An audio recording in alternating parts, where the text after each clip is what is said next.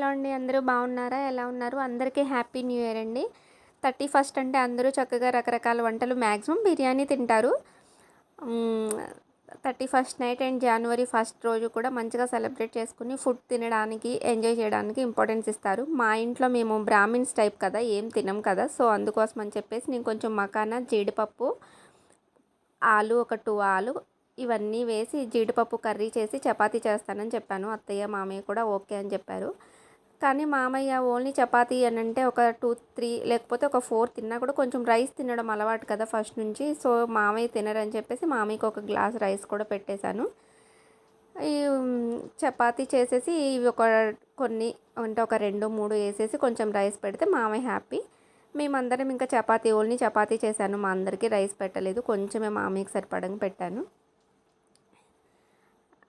ఇంక ఇది అయిపోయిన తర్వాత ముగ్గులేయాలి. ఎప్పుడన్నా అయ్యో! మా ఆవిడ కష్టపడుతుందేమో, ఒక 2 ముగ్గుల్లో హెల్ప్ చేద్దాము. 31st రోజు వరకు వాకిలంతా ఏస్తది. కొంచెం కలర్స్ దిద్దుదామో, ఇంకేదన్నా చేద్దామని మా ఆయనకి కొంచెం కూడా ఉండదు.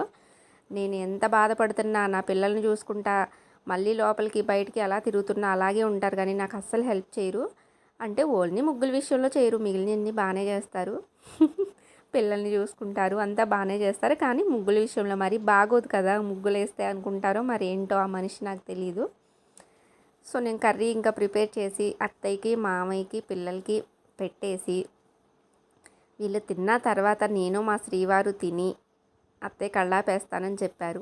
మంచిగా ముగ్గులేసి 12 కల్లా కలర్స్ దిద్దేయాలి. ఇప్పుడు టైం ఆల్రెడీ 7, 8 అవుతుంది. ఇప్పుడు మొదలుపెట్టి వేసి వీళ్ళు తిని అంటే కర్రీ త్వరగానే అయిపోతుంది. సిమ్లో పెట్టి మనం చపాతీ చేసేలోగా కర్రీ అయిపోతుంది.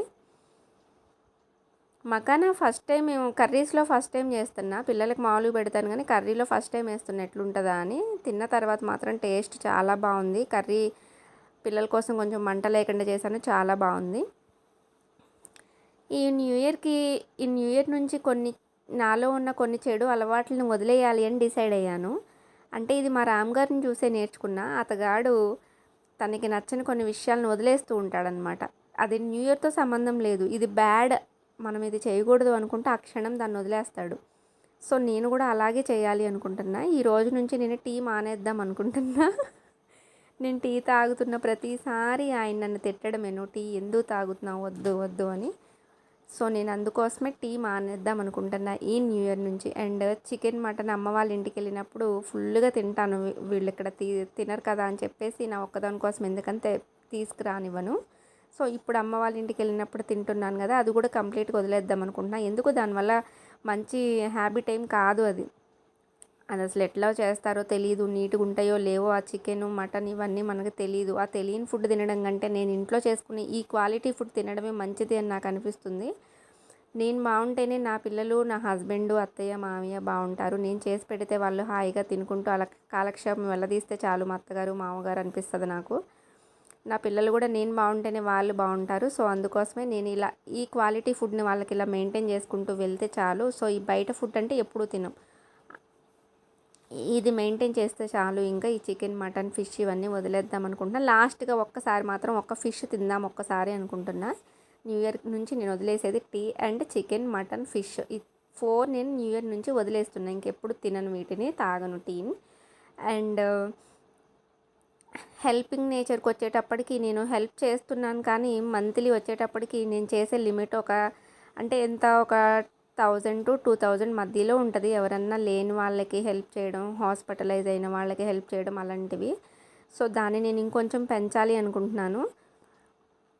మా శ్రీవారు అందరూ ఎప్పుడూ ముందే ఉంటారు. సో, నేను కూడా ఇంకొంచెం నా ఇన్కంలో నుంచి దాన్ని నేను ఇంకొంచెం పెంచాలి అని అనుకుంటున్నాను.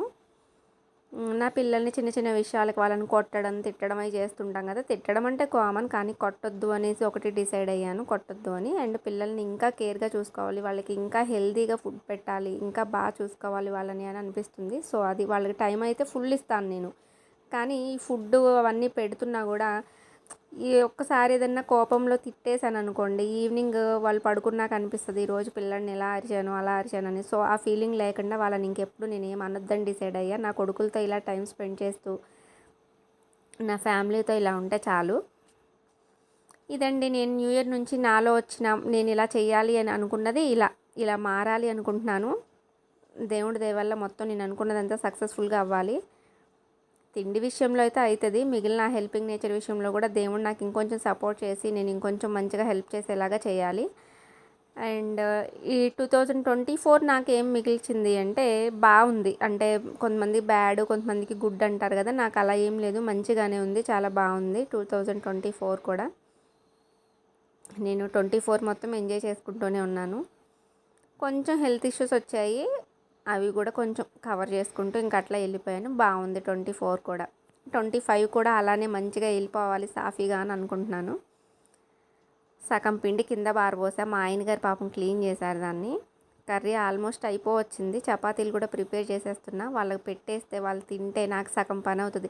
ఎప్పుడైనా చూడండి, నేను అంత కష్టపడి ఫుడ్ చేస్తానా, వాళ్ళు 1, 2 తింటే నాకు ఎక్కడో అమ్మో నేనేమన్నా మంచిగా చేయలేదా అనిపిస్తుంది. బాగుంటే బాగుంది కానీ తినబుద్ధి అవ్వట్లేదు, ఇంకేదో చెప్పరు. ఎంత పెట్టినా అంత కష్టపడి చేస్తున్నాక ఇన్ని ఒక్కొక్కళ్ళు ఒక్కొక్క 4 తింటే నేను హ్యాపీ అవుతాగా. అత్తయ్య 2 చపాతీలు వేయించుకుంది, ఏం చేద్దామని ఆ 2 ఫుడ్ తినలేదు, 2 చపాతీలు. నాకు ఎలా అనిపిస్తుంది, అదే వీళ్ళతో వచ్చిన ప్రాబ్లం. మంచిగా వండి పెట్టే కోడలు ఉంటే వీళ్ళకి తెలియట్లేదు బాధ. అదే మా ఇంటి పక్కన వాళ్ళు కొంతమంది ఉంటారు, వాళ్ళే వండుకోవాలి, వాళ్ళే చేసుకోవాలి, వాళ్ళే తినాలి. అలా లేదుగా, ఇంకో నుంచి వేస్తూ ఉంటే వచ్చారు, చూశారు, వెళ్ళారు. మంచిగా తినాలిగా, తినబుద్ధి అవ్వట్లేదని 2 తిన్నారు. మామయ్య ఒక 4 తిన్నారు, రామ్ గారు ఒక 4 తిన్నారు, నేను ఒక 4 తిన్నా, మా స్టాలిన్ ఒక 1 తిని 1 పాడేశాడు, అలెక్స్ తిన్నాడు. సో ఇలా అయిపోయింది న్యూ ఇయర్ సెలబ్రేషన్స్. తర్వాత ముగ్గులు వేసాను, మంచిగా ఎంజాయ్ చేశా ఈ న్యూ ఇయర్కి కూడా. వీడియో ముందే అప్లోడ్ చేద్దామంటే ఎక్కడ, మా రాక్షసులతో నాకు ఎక్కడ కుదిరిద్ది. వాళ్ళని చూసుకోవడం, స్కూల్కి పంపించడం, చిన్నోడిని చూసుకోవడం, ఇదే సరిపోతుంది. ఇప్పుడు కూడా నైట్ 10 అయింది నేను వాయిస్ చెప్పినప్పుడు. అలా అప్పుడైతేనే కొంచెం వాయిస్, బయట వాయిస్లు రాకుండా ఫ్రీగా ఉంటుందని చెప్పేసి ఇప్పుడు అరేంజ్ చేసుకున్నా.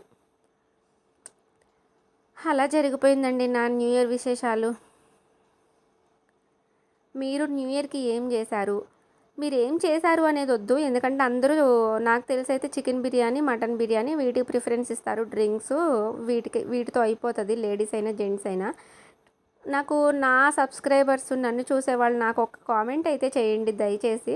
2025 నుంచి మీ లైఫ్లో మీరు ఏ మంచి విషయాన్ని ముందుకు తీసుకువెళ్ళాలనుకుంటున్నారంటే 24లో చేసిన బ్యాడ్ థింగ్స్ని వేటిని మీరు వదిలేద్దాం అనుకుంటున్నారు అనేది నాకు కామెంట్ చేయండి.